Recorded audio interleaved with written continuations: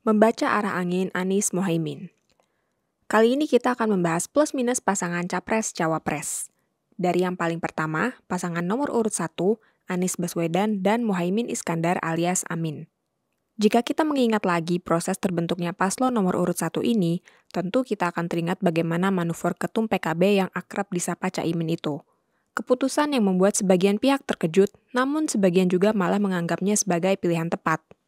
Jika kita tarik lagi jauh sebelum itu, sosok Anies telah digadang sebagai bakal calon presiden potensial bahkan sejak terpilihnya ia sebagai gubernur DKI Jakarta pada 2017 hingga 2022. Menariknya, pengusung mantan Mendikbud era awal Presiden Jokowi ini justru dari partai pendukung Pak Jokowi juga, yang kini otomatis menjadi oposisi. Dari sini kita bisa lihat bagaimana politik itu sebenarnya dinamis ya guys, tidak ada teman atau musuh abadi.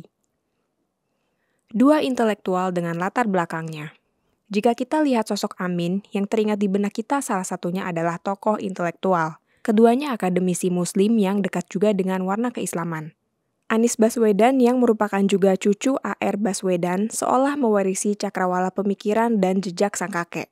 Sementara Caimin yang juga akrab dengan sapaan Gus Imin, lahir dan besar di kalangan Nahdlatul Ulama, kiai, dan santri.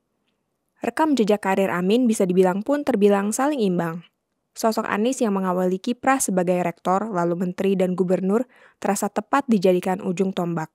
Di samping itu, Caimin yang moncer sebagai legislator, terasa dapat memberikan pertimbangan keputusan. Dari sini kita bisa melihat bagaimana secara gen maupun rekam jejaknya, keduanya sangat menjanjikan. Manuver politik keduanya. Setelah debat pertama antar capres, polemik keras pun menimpa sosok Anies. Pandangan yang beranggapan kalau sosok capres yang kerap disapa Mas Anies itu sebagai sosok yang mengkhianati komitmen, bahkan tidak tahu terima kasih, makin santer. Mas Anies, Mas Anies. Tudingan itu disebabkan salah satunya karena statement Pak Anies dalam salah satu sesi tanya-jawab Najwa Shihab. Beliau menegaskan, tidak ingin menjadi orang yang mengkhianati Pak Prabowo jika memang beliau masih maju jadi capres. Jauh sebelumnya, Pak Anies bahkan telah mendapatkan penilaian demikian loh. Salah satunya bahkan datang dari seniornya sesama kaum intelektual, yaitu Muhammad Sobari. Dalam banyak kesempatan, Pak Sobari membeberkan kalau Pak Anies melakukan manuver politik dalam suksesi Rektor Paramadina dan merebut kursi Yudi Latif. Sampai saat ini, belum ada klarifikasi dari pihak Anies maupun Yudi Latif atas tudingan Pak Sobari ini guys. Bergeser dulu sebentar ke calon wakilnya Caimin.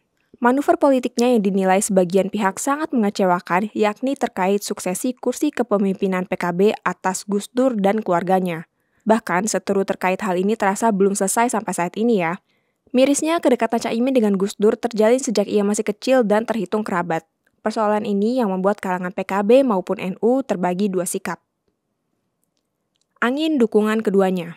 Baru-baru ini fakta integritas Ijtima Ulama terkait dukungan pada Amin menjadi sorotan. Pasalnya, dalam 13 daftar fakta tersebut dinilai cukup tendensius dan tumpang tindih.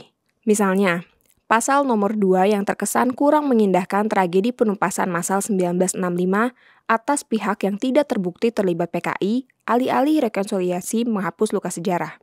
Latar belakang masa pendukung Anies Baswedan juga patut mendapatkan catatan. Sebab sosok Anies dalam suksesi Gubernur DKI Jakarta memang tak lepas dari rentetan aksi pada era Pilkada DKI Jakarta 2017 di Monas. Ditambah, predikat ormas terlarang telah kadung disematkan bagi salah satu basis pendukung besarnya, terkait rekam jejak kekerasan dan intoleransi sejak awal 2000-an. Dengan adanya fakta dukungan dan flashback kita terhadap pihak-pihak pendukung Pak Anies, tentu menjadi pertimbangan swing voters juga pastinya. Akankah Amin membawa arah perubahan atau justru berubah arah akibat angin kepentingan? Well, kita tentu berharap yang terbaik. Semoga keduanya dapat terus saling mengimbangi dan bersatu demi negeri. Amin.